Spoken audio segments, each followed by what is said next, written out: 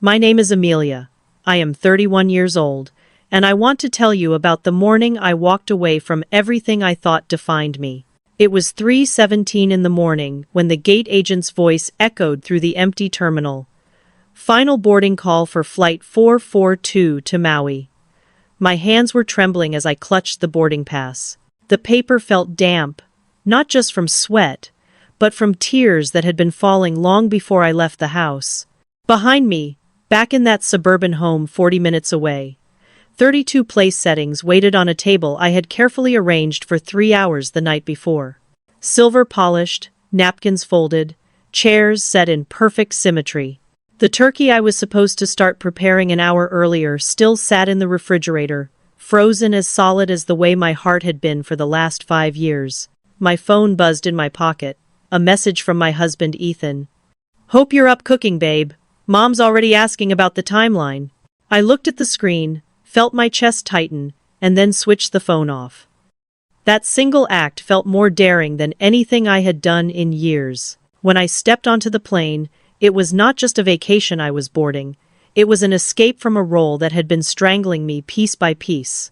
Every helpful suggestion from my mother-in-law, every dismissive shrug from my husband, every impossible task I had swallowed with a forced smile, it had all led me to this jet bridge, to this moment where I finally asked myself, what if I simply wasn't there? The engines roared as the plane prepared to rise, and I pressed my forehead against the cool window.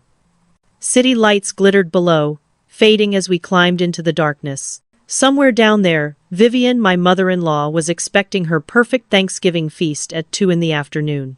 Somewhere down there, Ethan would soon wake up and discover I had not been in the kitchen since dawn, laboring to serve 32 guests who never even saw me as a guest at my own table. I imagined his confusion. I imagined Vivian's fury. I imagined the whispers from family who had grown used to perfection appearing from my exhausted hands. But for once in 5 years, I would not be there to apologize. I would not be there to cover their mistakes. I would not be there at all. That realization both terrified me and thrilled me. Terrified, because I had always been the woman who delivered no matter the cost. Thrilled, because maybe for the first time, I was about to discover who I could be when I wasn't bending under the weight of other people's demands. As the plane lifted above the clouds, I closed my eyes. The fear was still there, but underneath it pulsed something far stronger: anticipation. This is how my story begins. Not with a Thanksgiving dinner, but with the courage to board a plane while 32 chairs sat waiting in my dining room. When I tell people about that flight, they always ask the same question. What pushed you to that breaking point? The truth is, it was not one single moment. It was 5 years of little cuts, 5 years of helpful suggestions that were really criticisms, 5 years of being treated like a servant in my own home. And at the center of it all was Vivian, my husband's mother. 3 days before Thanksgiving, I heard the sound that always made my stomach knot. The sharp click of Vivian's designer heels on our hardwood floor. To me, it sounded like a gavel striking in a courtroom final. Absolute, leaving no room for appeal. She swept into the kitchen as if she owned the house. Ethan, my husband, once told me she practically did. After all, they had helped with the down payment, and that gift had turned into an invisible chain around my neck. "Amelia, darling," she began, her tone dripping with the false sweetness I had learned to dread. "We need to discuss Thanksgiving arrangements." At that moment, I had my arms submerged in scalding dishwater. I had just finished serving dinner pot roast, Ethan's favorite, made exactly the way Vivian had taught me during my first year of marriage. My hands were raw, but I had learned never to wear gloves. Once Vivian said gloves made me look unprofessional. So, I scrubbed until my skin cracked. "Of course," I answered, trying to sound cheerful.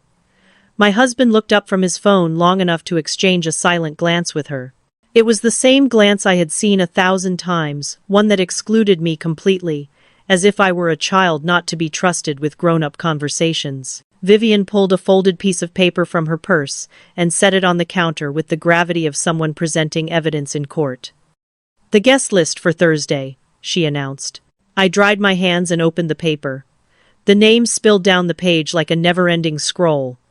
I counted once, then twice, hoping I had misread. 30. 32 if you included the Sanders' 6-year-old son. I whispered the number, stunned. My chest tightened. In previous years, I had cooked for 15. Even then, I had worked myself to the bone. Now, she was doubling the number without asking if I could handle it. Vivian's laugh was like glass shattering. You've gotten so good at these events. Everyone raves about your cooking. Ethan finally glanced up again, but only to nod. You got this, babe. You always pull it off. Pull it off. Like it was a magic trick. Like it was not days of planning, mountains of groceries, and endless hours on my feet. I wanted to scream. Instead, I forced a smile. When did you invite all these people? Over the past few weeks, she replied, her tone dismissive. Don't worry, dear. You'll manage just fine.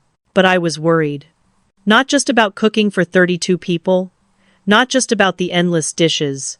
It was the way she spoke, as if my time, my energy, my sanity were things she could spend without asking. Vivian slid another sheet of paper across the counter. Here's the menu. I've upgraded a few things this year. The Sanders are used to a certain standard. I scanned the page. 3 different stuffings. Ham with pineapple glaze.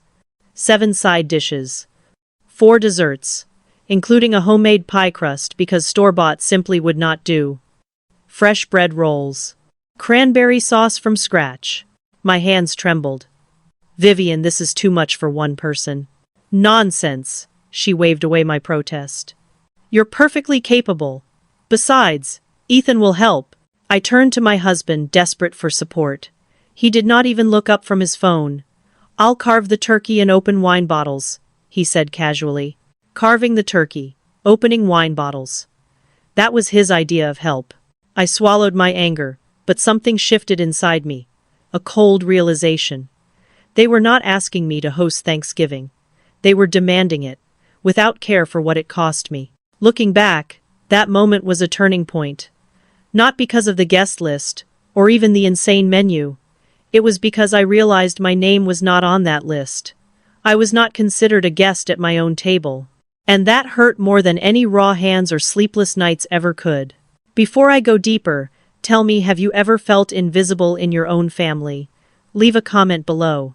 I want to know if you've had a moment where you realized your role was more about serving others than being seen. Because that's what I felt that night. Invisible. And it was the first spark of rebellion that led me, eventually, to board that plane. I remember standing there in the kitchen, the guest list still in my hands, when Vivian's voice sliced through my thoughts. Dinner will be served at 2 o'clock sharp. The Sanders prefer to eat early. 2 o'clock.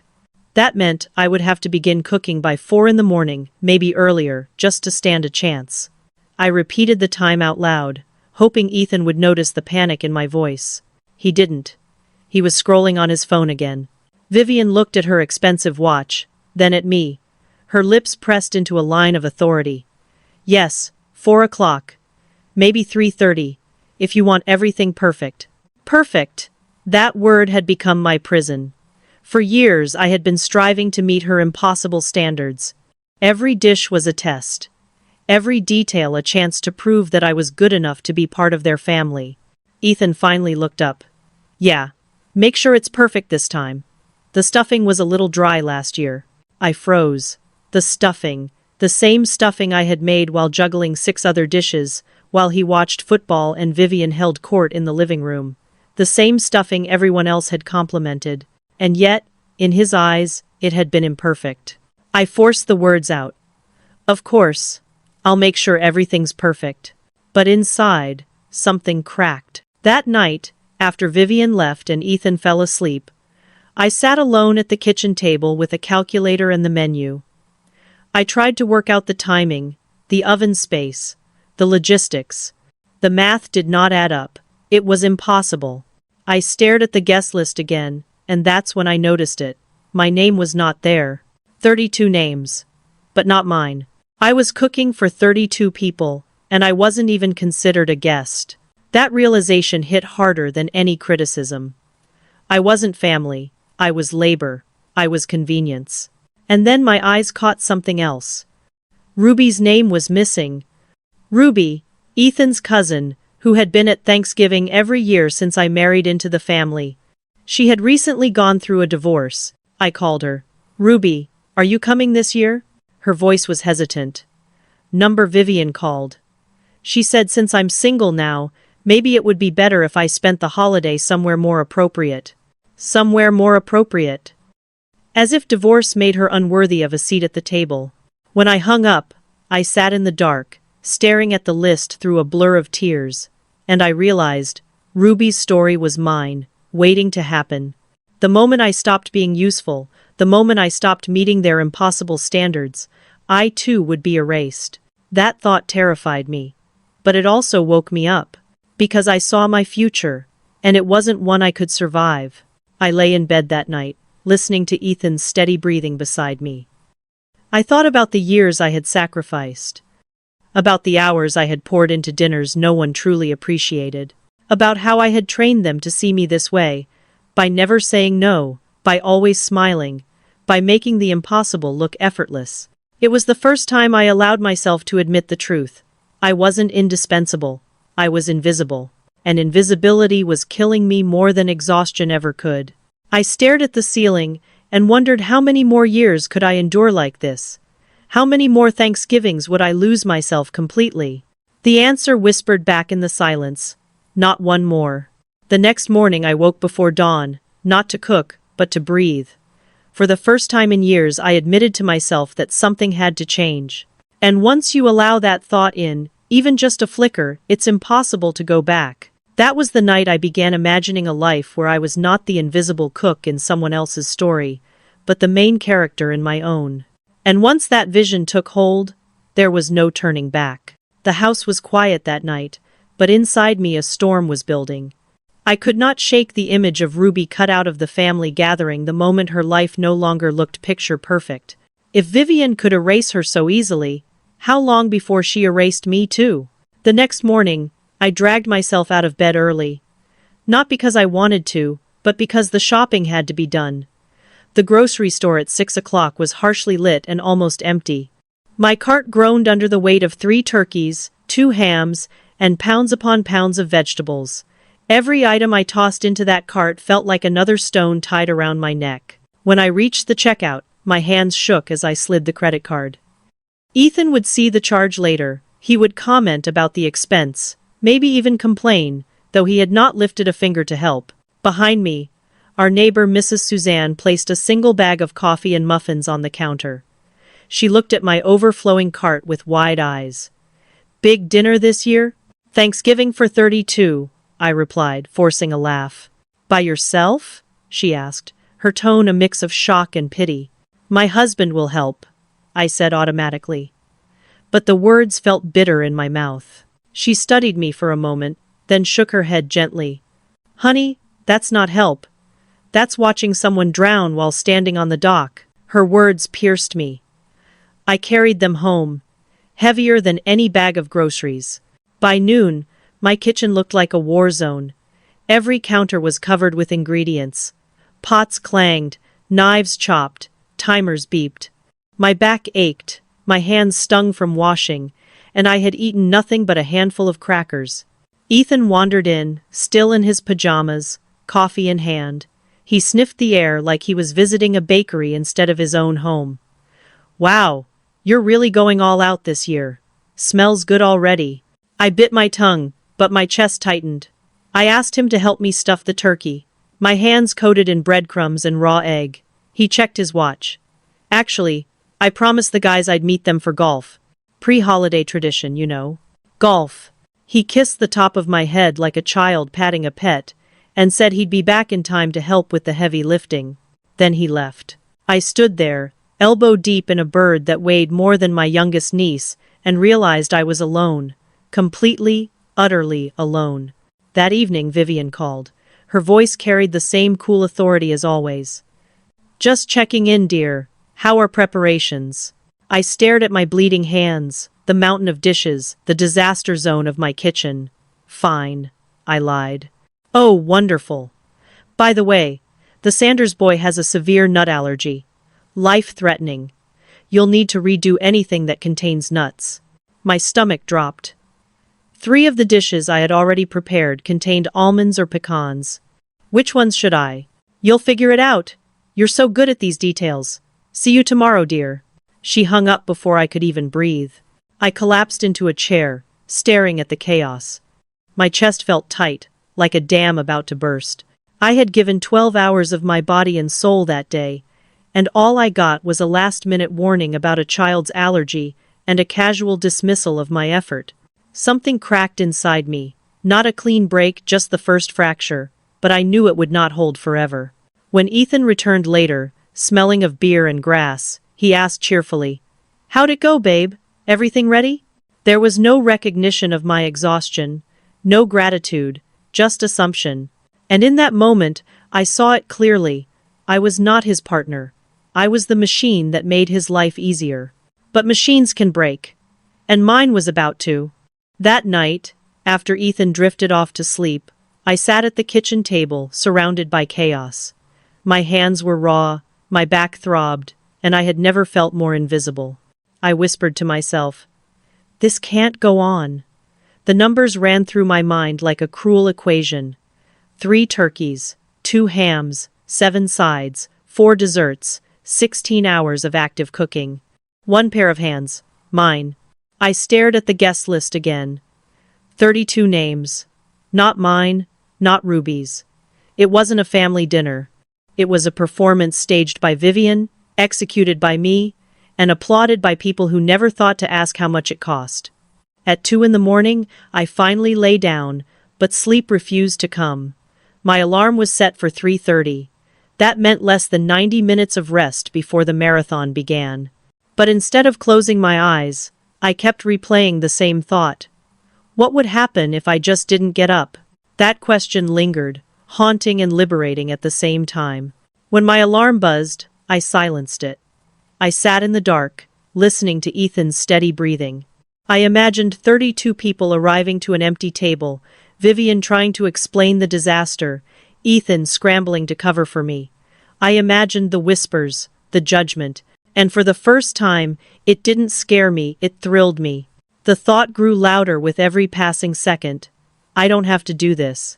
By the time the sun began to rise, I was already searching flights on my phone. That's when I saw it.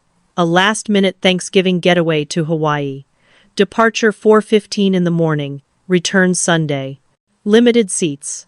The price was high, higher than Ethan would ever approve of, but it was our money too. I had earned the right to spend it. I hovered over the book flight button. My finger trembled, my breath caught. What kind of person abandons 32 people on Thanksgiving? But then another voice answered, "What kind of people expect one woman to feed 32 guests without help?" I pressed the button. The confirmation email appeared on my screen. Flight 442 to Maui, departing 4:15, Gate B12. Passenger, Amelia Johnson. Party of 1. For the first time in years, I smiled without forcing it. I moved through the house like a ghost, packing a small suitcase with clothes Ethan had always dismissed as too casual. Sundresses, swimsuits, flip-flops. The things I loved, buried under years of compromises. At 3 a.m., Vivian called Ethan. I heard her anxious voice through the thin walls. What if Amelia doesn't handle the allergy properly? What if something happens? Even in her worry, it wasn't about me. It was about liability, about appearances. Ethan's response cut me deeper than any insult. "She'll handle it, Mom. She always does." I zipped my suitcase shut. Not this time. At 1:30, I left a note on the kitchen counter. "Ethan, something came up and I had to leave town. You'll need to handle Thanksgiving dinner. The groceries are in the fridge. Amelia." No apologies, no instructions, just facts. As I drove to the airport, the streets were dark, empty, almost peaceful. My heart pounded in rhythm with the tires on the pavement. Every mile put more distance between me and the prison I had been living in. By the time I reached the terminal, I felt lighter than I had in years. The gate agent looked at my ticket and smiled. "Getting away from family chaos?" I almost laughed. "Something like that." Before I continue, I want to ask you something. If you were in my place, what would you have done? Would you have stayed and cooked? Or would you have walked away? Share your thoughts in the comments. I read every single one. Because this was the moment that changed everything. This was the moment I chose freedom. The airport was strangely quiet that early in the morning. Most travelers looked half asleep, dragging their luggage with blank expressions. But me? I felt wide awake for the first time in years. My pulse raced, not from exhaustion, but from adrenaline. Every step I took toward the gate felt like stepping into a new life. I found a seat near the window and stared out at the runway. The massive planes sat there like sleeping beasts, waiting to rise into the sky. I kept telling myself this was real. I had done it. I had booked the flight. I had packed the suitcase. I had left the note. And yet, doubt whispered at the back of my mind. Was I selfish? Was I cruel? 32 people would arrive in just hours expecting a feast, and instead, they would find chaos. But then I remembered Ruby's voice on the phone. Vivian had told her she was not welcome anymore, all because she was divorced. That was the truth about this family. If you failed to fit their image of perfection, you were disposable. That was what awaited me, if I stayed eventual erasure. The boarding announcement echoed overhead.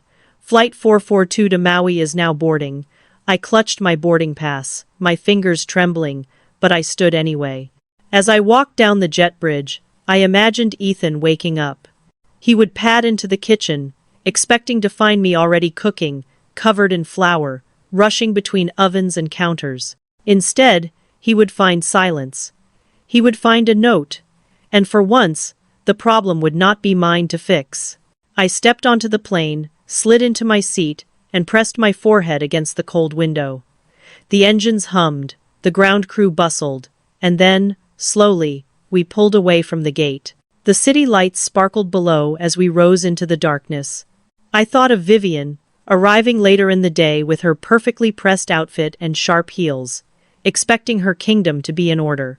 I thought of Ethan, still believing that carving a turkey counted as helping. I thought of 32 relatives, confused and hungry, staring at one another when they realized there was no feast. And I thought of myself not there. Not running, not apologizing, not collapsing under impossible demands. Just free. The plane pierced the clouds, and for the first time in years, I exhaled without fear.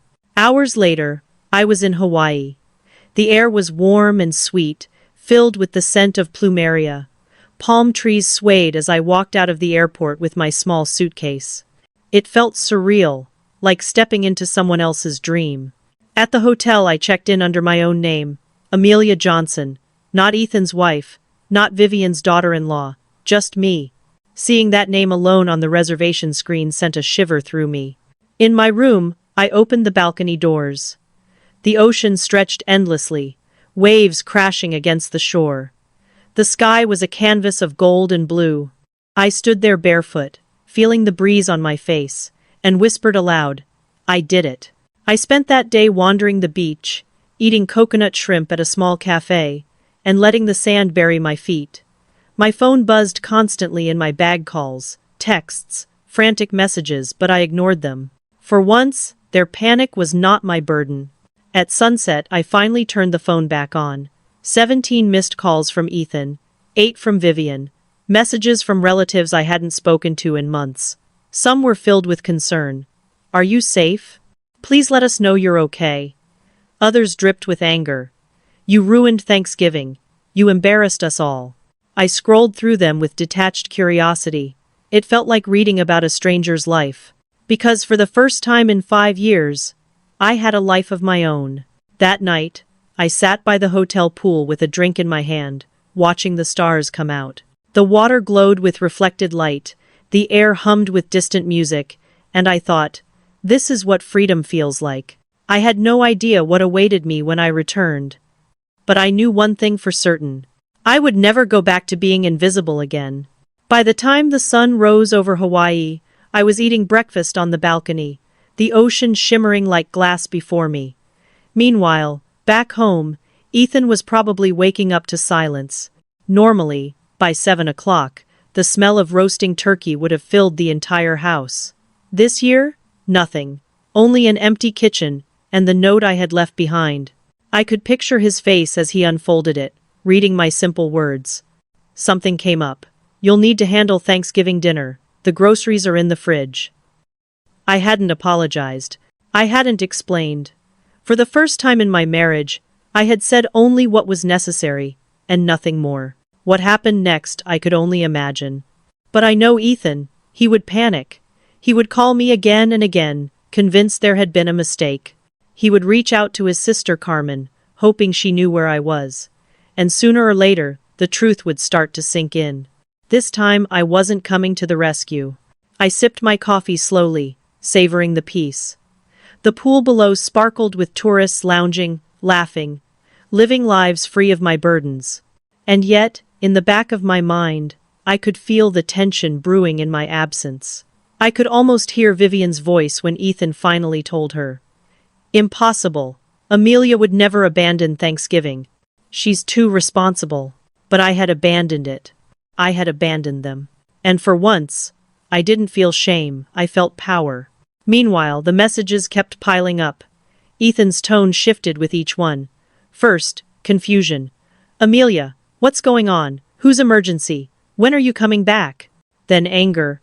How could you leave me with this? 32 people are coming. Then desperation. Please, just call me. I don't know what to do. I didn't answer. Because that was the point. To force him, and all of them to face what life looked like without me cleaning up their mess. I walked along the beach that afternoon, the sand hot under my feet, families built sandcastles, couples held hands, children laughed as waves chased them. I thought about how my own holidays had always looked so different. While everyone else sat laughing in the living room, I sweated in the kitchen. While Vivian took credit for hosting, I scrubbed pans until my hands bled. While Ethan drank wine and carved a turkey, I collapsed inside, invisible. Not this year. This year, I chose myself. That night, I ordered dinner at a seaside restaurant. Coconut shrimp, rice, and a cocktail decorated with a tiny umbrella. Across the ocean, 32 guests were gathering in my home, expecting perfection. I raised my glass to the waves and whispered, "Good luck." At that exact hour, I knew chaos was erupting. Ethan and Vivian scrambling in the kitchen, realizing turkeys don't cook in a few hours, realizing recipes aren't magic. Relatives whispering, asking where I was. Guests offering backup casseroles, wondering why everything smelled like raw onions instead of roasted feast. And when Ethan finally had to admit the truth that I had left, it would detonate like a bomb. Here's the thing. Sometimes the most powerful act of rebellion isn't yelling or fighting. Sometimes it's silence. Sometimes it's absence. That's what I had given them. Absence. And in that absence, they would finally see the weight I had carried all along. Before I tell you exactly how the disaster unfolded in that kitchen, I want you to imagine something. What would happen if you simply stopped doing everything that people take for granted? If one day you decided not to show up? Think about it. What would collapse without your effort? Hold that thought, because what happened next proved the answer in the most spectacular way. The plane ticket had given me distance. But what unfolded in that house gave me freedom. And soon, the entire family would know the truth. Amelia Johnson was no longer their invisible servant. Back in our suburban home, Ethan's morning had unraveled faster than a dropped spool of thread. He had woken expecting the usual soundtrack of Thanksgiving. Pots clanging, timers beeping, the steady rhythm of me moving through the kitchen like a machine. Instead, he found silence. The turkeys were still raw, lined up on the counter like mocking statues. The side dishes hadn't even begun. And then his eyes fell on my note. He read it once, then twice, refusing to believe. But the words stayed the same. When he finally told Vivian, her voice had turned sharp, cold. "That's impossible. Amelia would never abandon us. She's too reliable." But no matter how many times they called, I didn't answer. By mid-morning, panic had set in. Ethan tried phoning every restaurant in town. The Hilton laughed at him. "Sir, it's Thanksgiving Day. Even if we had food, no one can prepare 32 dinners in 5 hours." Other catering services said the same. "No chance, not today." So Vivian rolled up her sleeves, declaring, "We'll cook it ourselves." But she hadn't cooked for 32 people in decades. Ethan had never roasted a turkey in his life. The kitchen quickly became a battlefield, flour spilled, vegetables chopped unevenly, recipes half-read. Arguments erupted over oven temperatures and cooking times. Vivian cursed under her breath while Ethan burned stuffing in the pan. Meanwhile, relatives started calling. Uncle Raymond, concerned. Cousin Julie, annoyed. The Sanders family, expectant. Ethan tried lying, telling them everything was under control. But his voice cracked with every word. And when guests finally began arriving, they stepped into a house that smelled less like Thanksgiving feast and more like panic sweat and raw onions. "Where's Amelia?" Aunt Margaret asked, eyes scanning the empty kitchen. "She had an emergency," Ethan muttered. "What kind of emergency happens at 4 in the morning on Thanksgiving?" Ruby's sister shot back, her tone dripping with suspicion. The room fell into uneasy silence. For years I had been invisible, but now my absence filled every corner like smoke. While they scrambled, I was sitting by the ocean, watching sea turtles surface in the waves. My phone buzzed on the table beside me. I picked it up, scrolled through the desperate messages, and felt something unexpected. Peace. For 5 years, I had begged for help in small ways, only to be dismissed. Now, without me, they finally saw what I had been carrying, and it was too heavy for them. At noon, the chaos in that kitchen hit its peak. Vivian flour streaked across her expensive blouse, snapped at Ethan. "This is humiliating. The Sanders will think we're incompetent." And then, into that rising storm, Carmen arrived. Ethan's sister, my sister-in-law. She walked into the kitchen carrying a casserole dish, her face tight with restrained anger. "I brought food," she said flatly. Then she looked around at the disaster, the half-cooked turkeys, the untouched sides, the panic etched into her brother's face, and shook her head. "What happened?" Ethan stammered. "Amelia left. She just left." Carmen set the dish down with a bang that made everyone jump. "Good for her." The room went silent. Vivian's mouth dropped open. "Good for her? She abandoned her responsibilities." "No!" Carmen snapped, her voice sharper than I had ever heard. "She didn't abandon you. You abandoned her. For years, you all watched her work herself to exhaustion while you sat on the couch. And now that she finally said enough, you're shocked?" Her words sliced through the room like a knife. Ethan flinched. For the first time, maybe, he remembered how I had asked him for real help just days earlier, and how he had brushed me off for a round of golf. Vivian tried to recover, but her usual authority had cracked. She insisted on doing everything herself. She enjoyed it. "No," Carmen countered. "She asked for help. You just never listened." At that moment, far away on the beach, I raised my drink and smiled. I didn't know the details yet, but I felt it in my bones. The truth was finally being spoken in that house. My silence had forced them to hear what my words never could. And this was only the beginning. By early afternoon, the disaster could no longer be hidden. The dining table I had set so carefully days earlier stood pristine plates, polished, silver gleaming, but the food was nowhere to be found. Guests shuffled awkwardly in the living room, their polite conversations dissolving into whispers. The smell of raw turkey hung in the air like an accusation. Cousin Cynthia arrived with her new boyfriend, holding a bottle of wine. She sniffed the air, puzzled. "Something smells interesting." It wasn't the comforting aroma of roasted turkey and pies. It was onions half-burned, flour hanging in the air, and tension thick enough to choke on. Ethan tried to paste on a smile. "We're just running a little behind schedule." But soon, more cars pulled into the driveway. Uncle Raymond, carrying his wife's backup stuffing. The Sanders family, dressed in their country club best. One by one, they stepped inside and quickly realized something was wrong. "Where's Amelia?" Aunt Margaret asked, scanning the kitchen door. Ethan hesitated, then muttered. "She had to leave. Family emergency." The room froze. "She left today?" Ruby's sister asked sharply. "What kind of emergency happens at 4 in the morning on Thanksgiving?" He had no answer. And that silence told them everything. Meanwhile, I was sitting under the Hawaiian sun, sipping a cocktail with a tiny umbrella, watching dolphins leap in the distance. My phone buzzed with a new text. I opened it. It was from Ethan. He had sent a picture of the crowded dining room, people sitting with empty plates, their expressions a mix of confusion and irritation. His message read, "Please come back. I don't know what to do." I laughed out loud. Not cruelly, just with a freedom I hadn't felt in years. For once, the problem was theirs, not mine. So I took a selfie.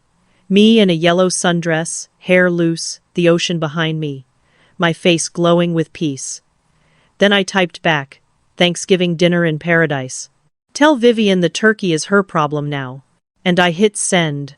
Back home, the room fell silent as Ethan read my message aloud. 32 pairs of eyes turned to him, his mother, stunned, his cousins, outraged, the Sanders, horrified, and Carmen? She smiled. "She finally chose herself," she said quietly.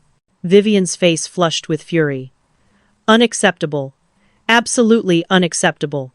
She humiliated us in front of everyone." But Uncle Raymond shook his head.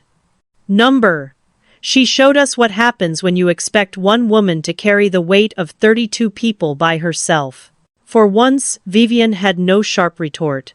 I spent the rest of that evening watching the sunset paint the Hawaiian sky in colors too beautiful to describe. My phone lit up again and again, calls from Ethan, from Vivian, from relatives suddenly worried about me. Some messages were harsh. "You ruined Thanksgiving. You embarrassed your husband." Others were supportive. "I'm proud of you. It's about time someone stood up to her." Scrolling through them, I realized something. This wasn't just about a dinner.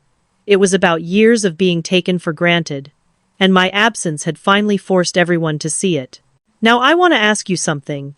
If you were one of those 32 guests, sitting at that empty table, would you have been angry, or would you have understood? Leave your thoughts in the comments, because this is where the story cuts deepest. It's not just about me. It's about every person who has ever been invisible in their own family. That day, I stopped being invisible, and I promised myself I would never go back. As the chaos grew inside that house, I imagined the scene unfolding with almost cinematic clarity. The Sanders family, accustomed to elegant dinners at their country club, sat stiffly in the living room. Cousin Julie tried to keep her kids entertained, but their whines of hunger cut through the silence.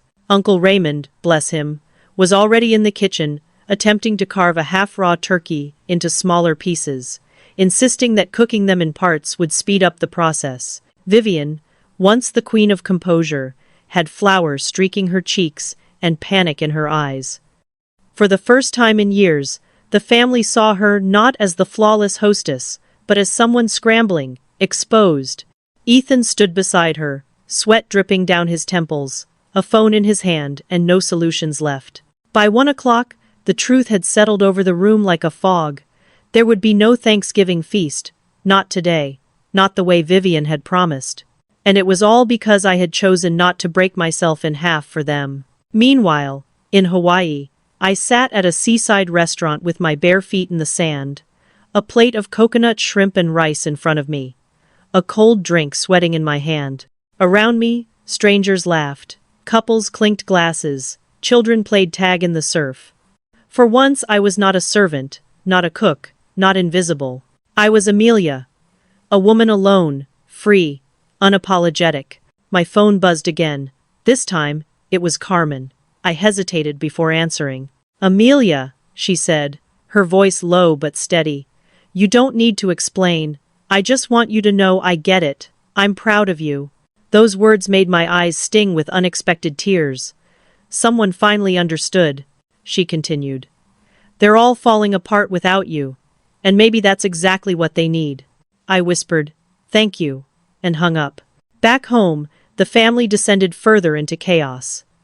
By 2 o'clock, the traditional dinner hour, the turkeys were still raw, the sides half-finished, the desserts untouched. Guests began muttering openly, "This is ridiculous. We drove 3 hours for this? They should have told us sooner." Vivian tried to calm the room with a brittle smile. "We've had some unexpected challenges." But the cracks in her mask were obvious. The Sanders, insulted, whispered to each other about leaving. Little Timmy tugged at his mother's sleeve, hungry and restless. Finally, Carmen stood and addressed the room, Her voice cut through the noise like a blade. Let's stop pretending. Amelia didn't abandon us, we abandoned her. For 5 years she carried this holiday on her back, while the rest of us did nothing. And now that she finally said no, you're angry? You should be ashamed. The room fell silent. Ethan lowered his eyes. Vivian's lips pressed into a thin line, but even she couldn't argue. Because deep down, they all knew Carmen was right. And me? I was watching the horizon as the Hawaiian sun dipped into the ocean, turning the sky orange and pink. I lifted my glass again, a private toast to myself, to courage, to freedom, to the woman I had finally chosen to become. I thought about how strange it was that my absence could teach them more than my presence ever had. That silence could be louder than 1,000 words. That leaving could finally make me visible. For once, I didn't care what they thought. Because I had given them more than dinners, more than service, more than sacrifice. And now, I was giving them the chance to learn what life looked like without me. And I suspected the lesson was only just beginning. That night, while they picked at hastily thrown together casseroles and half-cooked turkey, I lay in bed in my hotel room, the sound of waves rolling through the balcony doors. I closed my eyes and thought, this is the first real holiday I've ever had. And I promised myself it would not be the last. By evening, the Great Thanksgiving Disaster, as it would later be called, had reached legendary status in that house. Half the guests had already left, muttering about takeout or driving to whatever restaurant might still be open. The Sanders family, horrified at the lack of sophistication, left before dessert even hit the table. The ones who stayed gathered in the kitchen, trying desperately to salvage scraps of food into something edible. Ethan sat at the dining table, his phone in his hand, staring at the photo I had sent earlier. Me, sitting by the ocean in a yellow sundress, hair loose, smiling in a way he hadn't seen in years. His wife, the woman who had always been predictable, reliable, endlessly accommodating, was thousands of miles away, sipping cocktails while his family crumbled around him. Vivian stood over the stove, her hair falling out of its careful bun, her blouse stained with gravy and flour. This is what happens, she declared bitterly, when you spoil someone too much. Give them too much freedom, and they think they can abandon their responsibilities whenever they want. But the words rang hollow, because by now, even Vivian could see the truth. It had taken 6 adults 4 hours just to get the turkeys in the oven, and 3 side dishes half done. What I had carried alone year after year was beginning to look less like tradition and more like a miracle. Uncle Raymond spoke up, his voice quiet but steady. Maybe we should have helped her more. Vivian snapped her head around. Help her? She never asked for help. She insisted on doing everything herself. Ethan looked up from his phone, his voice hoarse. That's not true. She asked me for help on Tuesday. The room stilled. She told me she needed real help, he continued, his face pale. Not just carving the turkey. She asked me to actually cook with her, and I told her she was better at it than me. Silence pressed down on the room.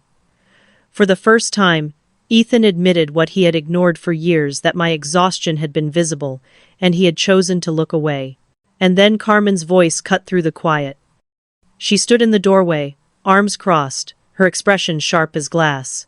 She's been asking for help for years. You just never listened. Ethan's head snapped toward her. Carmen. Number. Her voice rose, fierce and unwavering. Every time she hinted she was overwhelmed, you told her she was amazing, that she was better at it than anyone else. You turned her competence into a prison. And now you're shocked she finally broke free? The words hit Ethan like a punch. He looked back at the picture on his phone, at my peaceful smile against the backdrop of paradise, and realized he couldn't even remember the last time I had smiled at him that way. Vivian tried to salvage control. She should have talked to us. She should have explained instead of running away. But Carmen shook her head. She did talk. You just didn't care enough to hear. The room was heavy with unspoken guilt. The only sounds were the ticking oven timer and the hushed voices of children playing in the next room. For once, no one defended Vivian. Meanwhile, I was on my hotel balcony, watching the moon rise over the Pacific. The waves shimmered silver, the breeze warm against my skin. My phone lay silent on the table beside me, finally drained of its constant buzzing. I thought about what might be happening back home, about the anger, the panic, the disappointment. But mostly, I thought about the silence, the kind of silence that comes when people finally realize how much they've taken for granted. And I smiled again. Not out of spite, but out of something deeper. Relief. Because for once, the chaos was theirs, not mine. And I was free. The next morning, I woke to the sound of waves crashing outside my hotel balcony. Warm air drifted in, carrying the scent of salt and flowers. For a moment I lay there, disoriented, half expecting to hear oven timers and the clatter of pots. But then I opened my eyes and remembered. I was in Hawaii. Free. Back home, they would be scrubbing pans and arguing over leftovers, replaying the disaster in their heads. But I was stretching under white sheets, no alarm set, no obligations pulling me out of bed. I ordered room service fresh fruit, eggs, coffee that tasted like sunshine itself and ate slowly, savoring every bite, no rushing, no frantic multitasking, no criticism hanging over my head. Just me. But peace never comes without shadows. My phone had exploded with notifications overnight. Not just from Ethan and Vivian, but from cousins, aunts, even people I hadn't spoken to in years. Word of the Thanksgiving catastrophe had traveled fast. Some messages were harsh. You ruined the holiday for everyone. Do you realize how selfish this was? Poor Ethan, left humiliated in front of his family. Others surprised me. I'm proud of you. Took courage to walk away. Wish I had done the same years ago. And then there was Ruby, the cousin who had been quietly erased from the guest list. She wrote, I heard what you did. I wish I'd had your strength when Vivian uninvited me. Thank you for showing me it's possible to say no. Her words touched me in a way the criticism never could. Because for the first time, I wasn't alone. My act of rebellion wasn't just for me, it was a spark others recognized. Later that day, Ethan finally reached me on the phone. His voice sounded rough, frayed at the edges. Amelia, thank God. Are you safe? Yes, Ethan. I'm safe. I'm in Hawaii. Hawaii? His disbelief turned quickly to frustration. You can't just disappear like that. People were counting on you. I looked out at the turquoise ocean, where dolphins played in the surf. No, Ethan. They were counting on me to do something impossible, while everyone else did nothing. And I decided not to die on that hill anymore. He went silent. Then he tried again. Okay, fine, maybe it was too much. But you made your point.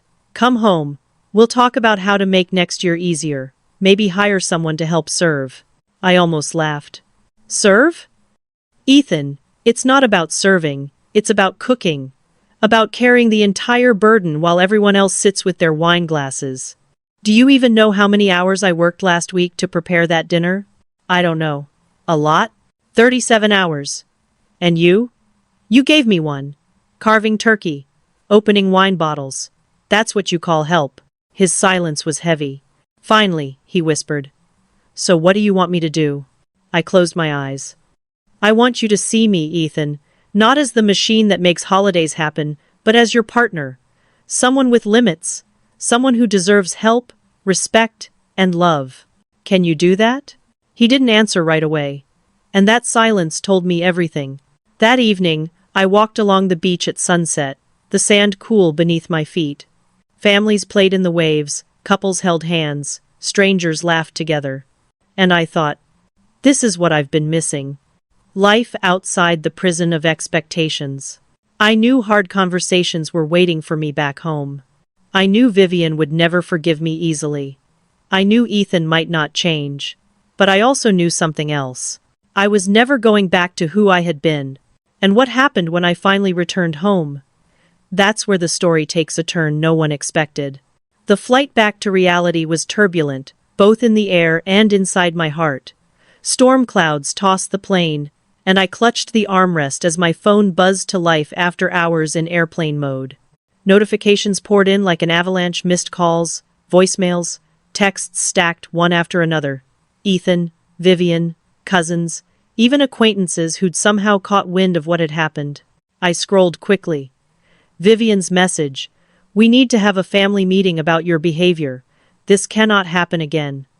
I laughed out loud, startling the businessman in the next seat.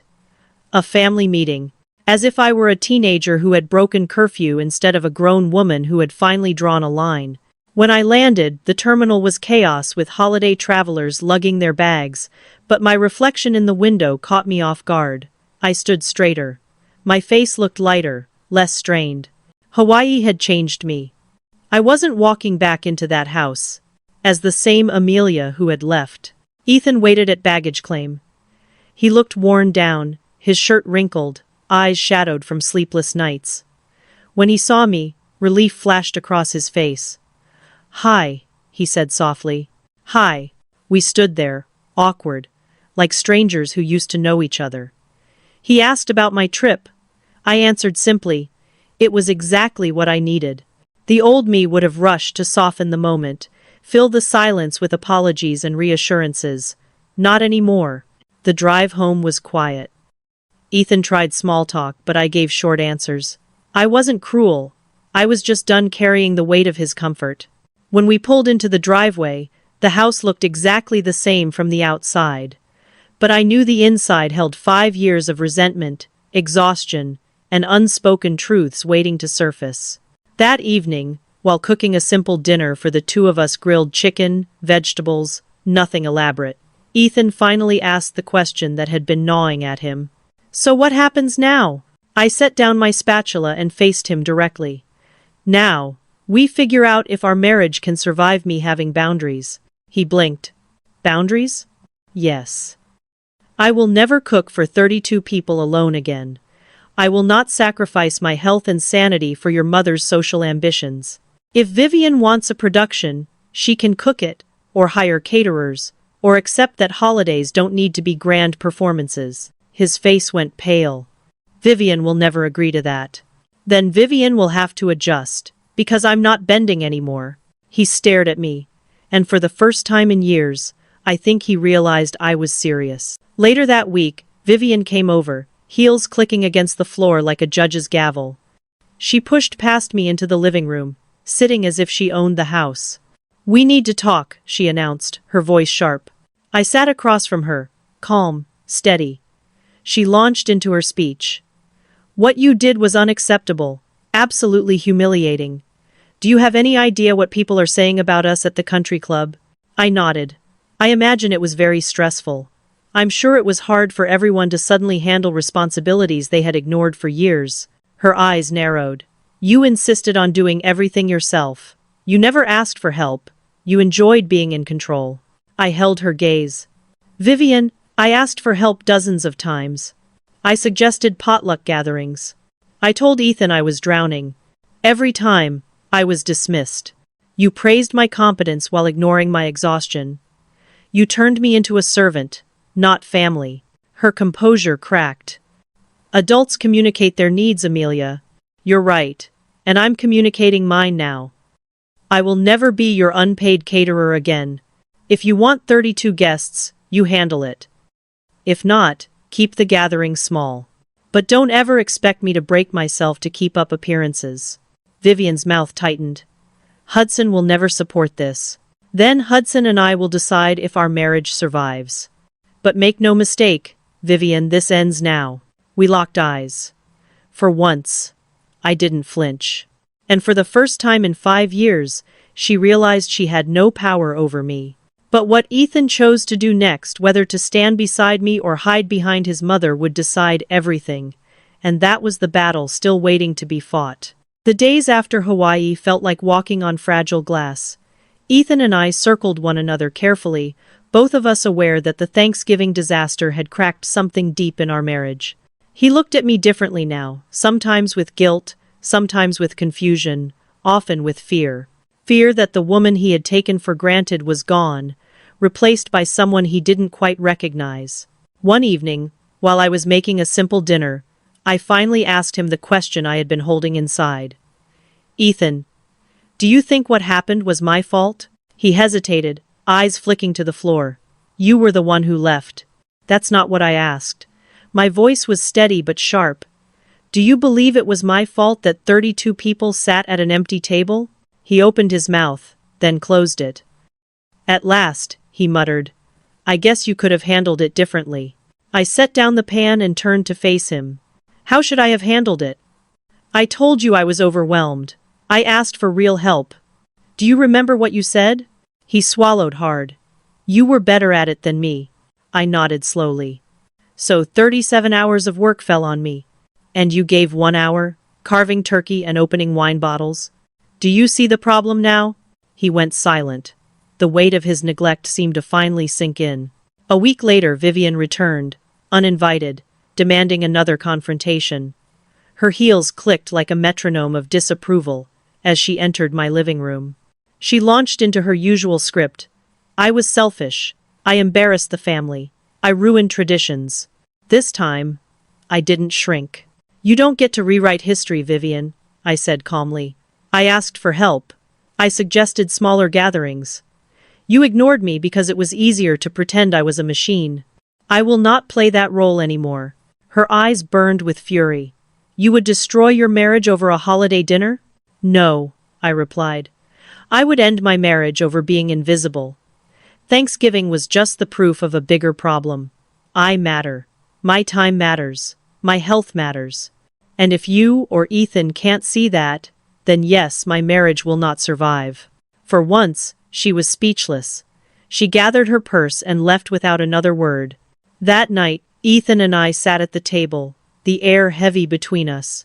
He finally whispered, I don't know how to stand up to her. I've spent my whole life letting her lead. If I change that, I might lose my family. I reached across the table and held his hand, firm and steady. Ethan, you've already been losing me. Every time you chose their comfort over my well-being, you chipped away at our marriage. You need to decide what kind of husband you want to be. Tears welled in his eyes. I love you. I don't want to lose you. Then prove it, I said softly. Start by telling your mother the truth that what she asked of me was unreasonable, and that you're sorry you let me carry it alone. He looked down at our joined hands, his thumb trembling against mine. For the first time, I saw him wrestling, not with me, but with himself. That night, I lay awake, staring at the ceiling, wondering which way he would choose. Because love is not about grand gestures or empty words. It's about seeing each other clearly. And for 5 years, Ethan hadn't seen me at all. The question was, would he open his eyes before it was too late? 1 year later, Thanksgiving morning felt completely different. The alarm didn't ring at 3:30. I didn't wake with a knot of dread in my stomach. Instead, sunlight streamed into our bedroom at a comfortable 8:30, warm and forgiving. From downstairs I could hear the gentle hum of voices, Carmen and her children, Dennis and his wife, laughter blending with the smell of fresh coffee. This year, there were 8 people around our table, not 32, 8. A group small enough for conversation, small enough for shared responsibility. Carmen had brought cranberry sauce. Dennis's wife handled sweet potatoes. Our elderly neighbor Suzanne arrived with a pumpkin pie and a bottle of wine, grateful to be included. For once, I was a guest at my own holiday. Ethan moved easily around the kitchen, sleeves rolled up, peeling sweet potatoes beside Dennis. A year ago, he wouldn't have known where the peeler even was. Now, he looked up at me and smiled. A real smile, not one of distraction or dismissal, but one of recognition. Good morning, beautiful, he said, setting the peeler down to kiss my cheek. Morning, I replied, a little stunned by the normalcy. I poured myself a cup of coffee and leaned against the counter, just watching. This was what partnership looked like. Shared work, shared laughter, shared life. Vivian wasn't there. She had chosen to spend Thanksgiving at the country club with the Sanders, where caterers ensured everything was served at exactly 2 o'clock. She had made it clear she found our scaled-back celebration disappointing, but Ethan had drawn a boundary. Our marriage came first. It hadn't been easy. There were arguments, long nights of silence, tense phone calls with his mother. But he had stood firm. For the first time in his life, he told her no. And though it strained their relationship, it began to heal ours. That afternoon, as we gathered around the table, the difference was undeniable. Conversation flowed freely. No one sat waiting to be served. No one complained about dry stuffing. Everyone contributed, and everyone laughed. When it was my turn to share what I was grateful for, I took a breath and looked around at their faces. I'm grateful I learned the difference between being needed and being used. I'm grateful I discovered I can love people without erasing myself. And I'm grateful for finally feeling like I belong at this table. Ethan squeezed my hand, his eyes wet. And I'm grateful that my wife taught me what it means to be a partner, even if it took a trip to Hawaii for me to finally understand. The room erupted in laughter. Later, as the kids set up board games and the adults cleaned up together, I slipped onto the porch. The crisp November air carried the faint sound of laughter through the house. My phone buzzed with a message from Ruby, a picture of her smiling at a Friendsgiving table. Thank you for showing me it's okay to choose happiness. Having the best Thanksgiving of my life with people who actually want me there. I smiled, tucking my phone away. Some messages didn't need replies. They just needed to be felt. Ethan came outside, wrapping his arms around me. Any regrets? About Hawaii? Never. About us? Number. This year has been hard, Ethan. But it's been real. For the first time, I feel like I matter. He kissed the top of my head. I like the woman who sets boundaries. I like her a lot better than the woman who pretended she didn't have any. Inside, laughter echoed. Dinner had been eaten, dishes washed, leftovers packed. No one was left behind in the kitchen. No one was invisible. I caught my reflection in the glass door. The woman staring back was confident, calm, whole. She was someone I recognized. Someone I was proud to be. And that is why I believe the most radical act of love is not sacrifice, it's truth. Truth about who you are, what you need, and what you will no longer allow. If you've ever been the one carrying everyone else, I want to hear from you. Have you ever dreamed of walking away? What would your Hawaii look like? Tell me in the comments, and let's start a conversation. And if you want more stories like this about courage, rebellion, and finding your voice, make sure to subscribe so you never miss the next one. Because sometimes the only way to save yourself is to disappear just long enough to finally be seen. That night, after everyone had gone home and the house was quiet again, Ethan and I sat together on the couch. The soft glow of the lamp filled the living room, and for the first time in years, the silence felt peaceful instead of heavy. The dishes were done, the leftovers packed neatly away, and the memory of laughter still lingered in the air. Ethan slipped an envelope into my hand. It's not Christmas yet, I said with a tired smile. It's not a Christmas gift, he answered. It's an apology. And a promise. Inside were 2 plane tickets to Hawaii. Round trip. Departing the day after Christmas. For both of us this time. I stared at the tickets, my chest tightening. A year ago, I had booked my escape alone, desperate for freedom. Now, he was offering to join me, not out of obligation, but because he finally wanted to see the world through my eyes. You might just be worth keeping after all, I whispered, using his full name like I had when we were dating. He laughed, pulled me closer, and kissed my forehead. I'll spend the rest of my life making sure you never feel invisible again. Outside, the first snow of the season fell quietly, covering the street in a blanket of white. Inside, everything felt warm and possible. I had learned something priceless this past year.